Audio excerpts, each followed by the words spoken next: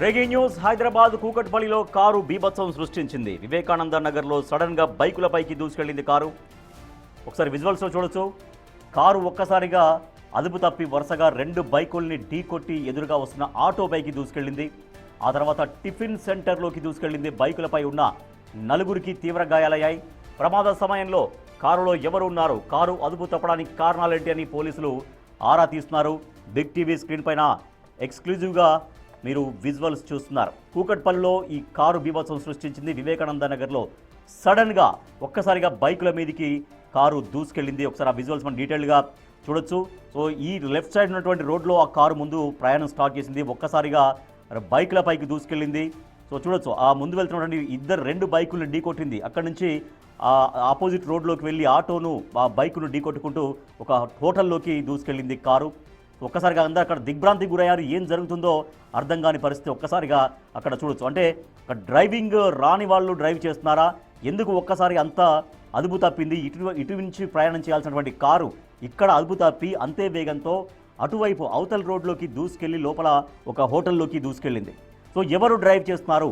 So driving నిజంగా అసలు driving చేసే వాళ్ళే చేస్తున్నారా, డ్రైవింగ్ నేర్చుకుంటున్నారా, ఎందుకు ఈ రకంగా ఒక్కసారిగా కారు అట్లా దూసుకెళ్ళింది అనేది మనం చూడొచ్చు విజువల్స్లో. సో రెండు బైక్స్ని డాష్ ఇచ్చింది. తర్వాత అవతల రోడ్లోకి వెళ్ళింది.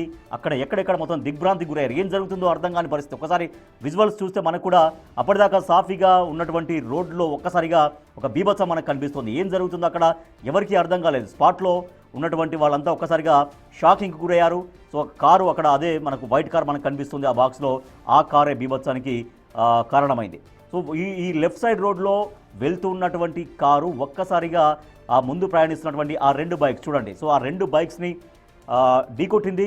సో అదృష్టవశాత్తు వాళ్ళు కొంచెం కారుకి అటువైపు పడ్డారు కాబట్టి వాళ్ళకి ఎటువంటి గాయాలు కానట్టుగా కనిపిస్తోంది. బట్ ఇంకా పూర్తిగా వివరాలు తెలియాలి. సో ఆ 2 బైకులు వాళ్ళు ప్రయాణిస్తున్నటువంటి ఒక మహిళ వెనకాల కూర్చున్నటువంటి బైక్ ఒకటి, తర్వాత 2 పురుషులు కలిసి వెళ్తున్నటువంటి బైక్ 2. ఈ 2 బైక్స్ని చాలా వేగంగా ఆ కారు ఢీకొట్టింది. కానీ లక్కీగా ఆ 2 కూడా ఆ కారు ఢీకొట్టినటువంటి 2 బైక్స్ కూడా రోడ్డుకి లెఫ్ట్ సైడ్కి వెళ్ళిపోవడంతో కొంత ప్రమాదం తప్పినట్టుగా మనకు కనిపిస్తోంది.